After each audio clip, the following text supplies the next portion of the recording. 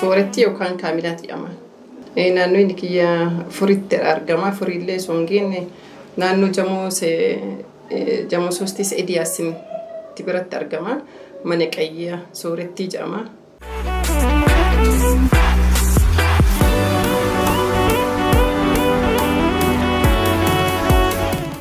Muka aadaati waan aadaati muka aadaati. Muka aadaa itti fayyadamu xaara jechuudha. Wanti inni fayyadu waa hedduu fayyada. Warra duwida dhukkubuufi fayyada. Warra maatsanii dhukkubsatuufi fayyada. Warra qurxummaatii garaa keessaa qabuufi fayyada. Warra miilli dhukkubu kanniiniif warri qorri tuqeef ni fayyada.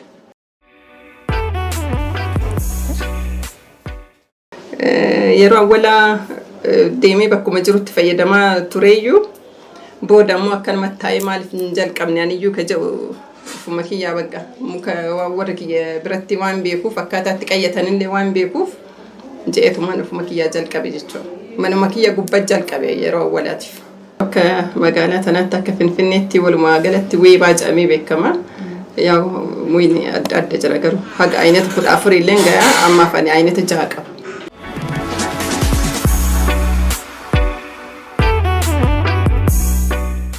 Baali irraa fida baali dalloo mannaa gidheerin keessa argama. Maliyyuu keessa argama.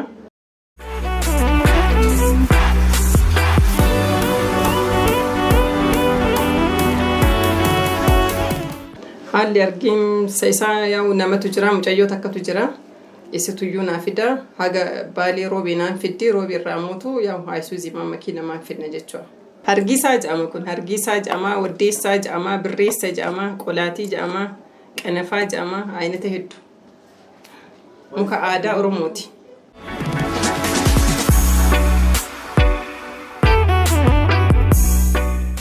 Garaagarummaa hin qaba. Yaa'u biyyatti boollatu jira. Boolla keessatti itti fayyadamanii. Asitti ammootu barcuma isaaf dalagameetu jira. Boollillee yaa'u akka ammayyaatti dalagamee muuyinillee dalagamee akka itti toluuf wanni uffatanillee akka zamanaawiyaan jechuudha. Akkasitti dalagamee itti fayyadaman asitti.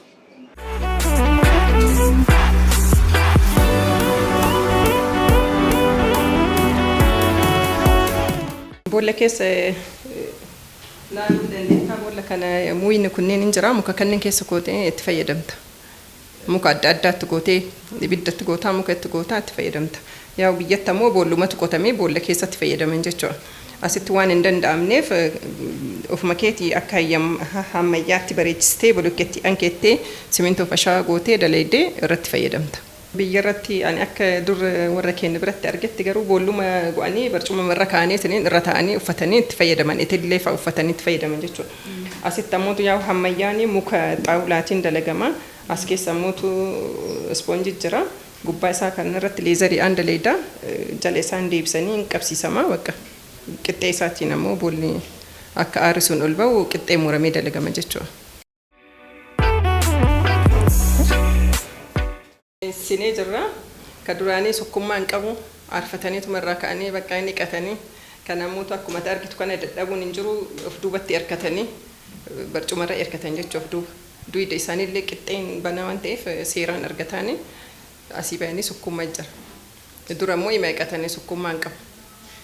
Mukkeen kunniin beektaa qorsee hedduu baala isaa irraa qorsee hedduu dalaganii akka aadaatti baala muka kanneen irraa dalagama jechuudha. Baala qoricha aadaa ka jedhamee beekamu baaluma isaa irraa dalagama.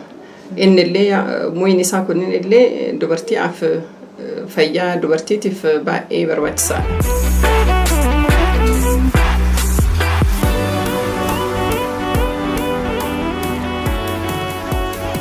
Haa ibidda keessa seenu ibidda keessa seenee jechuun yaa'u tajaajilli isaa irraa uummate jechuudha. Hin murama muuyini wayita damee qaba. Dameen isaa sun irraa ciccira baalli isaa irraa murama. Booda kana ammootu hin mummuranii gaggeessan booda ammootu hin falaxama.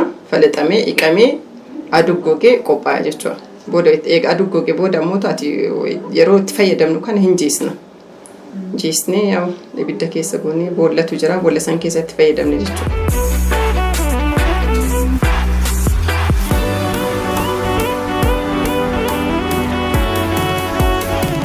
Mana kana keessa fakkeenyaaf tajaajila weebaatu jira. Ka istiimillee hin qabna. Tajaajila qayyaatu jira. Ka rifeensaan jira. Ka istiimillee hin qabna.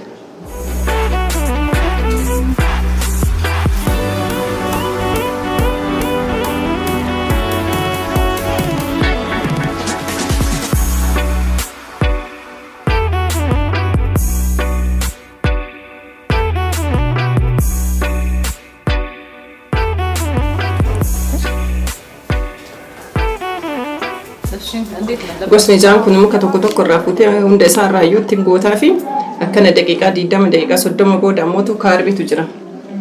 Kaarbeellee hin qabna. Kaarbeechuun kun akkana jechuudha. Kaarbeen kunillee itti galaa fi shappiin kunillee itti galaa. Isa booda ammoo eega ibiddarra taa'an booda kunniin hundi isaatu ka fuulaaf qophaa'ee fuula dibatan jechuudha. Dhibeen keenya yeroo guddaan maatsaneedha. Maaliifuu ka jettu taate dubartii yeroo baay'ee deetti deensaan mi'amti sansaniif baay'ee tajaajila bu'aaf warra gadameessa dhukkubsatu warra maatsanii dhukkubsatu jechuudha. Achirratti kanneen akkuma isin jedhe daa'imatu jira, daa'imni sunillee jira. Kanneen hundaayyuu fuulaaf qopheessa jechuudha.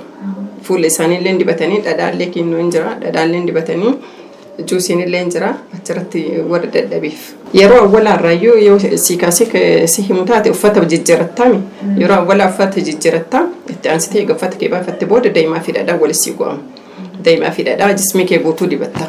Eega daa'imaa fi kanneen eega dibatte booda aararra teettaa. Muyini kunneen si gala aara san dho'ifattaa hin daqfitaa. Eega daqfitee jette booda ammoo achumarratti fuula keellee dibatta. Kaarbeenillee si gala, shappiinillee si gala. Eega deeffitee geessitee booda ammoo hin baata. Yoo baate kennu xiraaxireetu jira. Xiraaxiree fi morookoo san walitti goonee jismiidhaan tokko. Dhadhaan ka rifeensaati. Rifeensarrallee dhadhaa kaa'ama.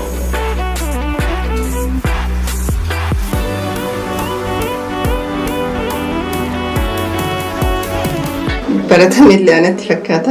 Magaalaa Finfinnee kana keessatti illee boota hedduu iyyuu jira. Yaa bakka hedduutti illee banamuun mukuma waannaan isaa beektaa. Waan kana hundayyuu kataru muka maaliif yoo jettu taate muyidee aarri isaa maatsani'aan nafa kee keessa deema. Amma baratamee itti fayyadama namni hedduu.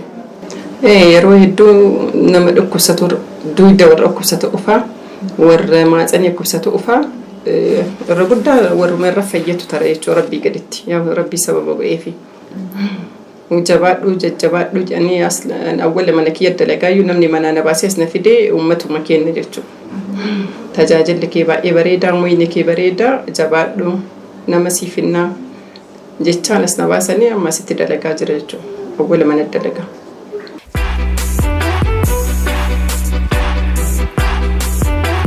Amma ja'a qabaa ka jiru aynita 14 gosa 14tu jira jechuudha. Kuni buna dhadhaa wayita mataa af goonu dhadhaa irratti goona akka afuriin oyine jechuudha. Akka afur isaa balleessu. Kuni kaarbiya. Isa aara irratti goona. Maatsanii af bareeda inni gadameessaaf jechuudha. Kunillee shappii jaama. Innillee aarumarra gala. Asiin ammoo qasila of biraa qaba. Qasilli kun ammoo ka fuulaatti fuula dibatan. Aannaniif urgo'an fuula dibatan jechuudha. Kun ammoo irdiidha. Innillee ka fuulaati. Kunillee aynata 13 fuulaaf qophaa'e. Warra fuula irratti waa babbayan kanaaf bareeda jechuudha. Kun ammoo daa'ima. Daa'imni dhadhaa wajjin goonee nafa dibatan. Nafalleen dibata, fuulalleen dibata. Kuni ammoo dhadhaadha. Kuni aynata afur irraa qophaa'e kunillee qinceedha. Akka qinceetti qophaa'e jechuudha. Isa wayita aara aarfatanii wayita bayan mana qayyaatti wayita bayan kan jismii isaanii ittiin sukkuumna.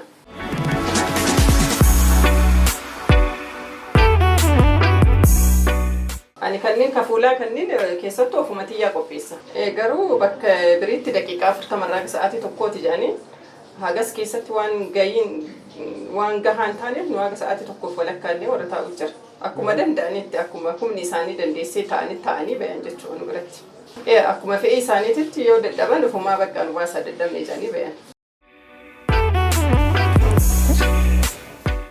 Aadaa bichaallee sun taane beekta namni duraanii namni keenya haakimiyyuu hin beeku. Qorratu dhayaanii dhalaan miidhamanii jiranii daa'ima akka keenyaatti guddisnee baatanii guddisanii miidhama hedduu qaban.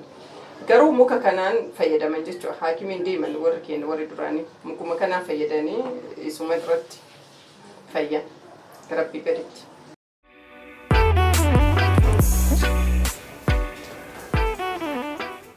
Asiyoo manni qayyaallee jira, mana qayyaattu jira, mana rifeensaattu jira, mana istiimiif morookollee hin qaba, miila illee jira, waan hedduun argatan jee yaada kaagaru. Yaa warra qorra keessa jiru kanaaf qaama isaaniitiif baay'ee jijjiirama hedduu qaba. ከዛ ደግሞ ወደ ጭስ ቤቱ እንሄዳለን ማለት ነው።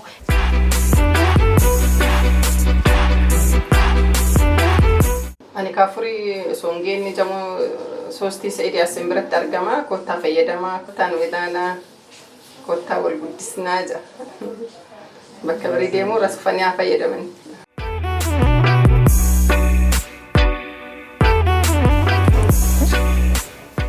Ergaan as dhufe yeroo jalqabaati. Yeroo biraatiif immoo iddoo biraatti fayyadamuu turre.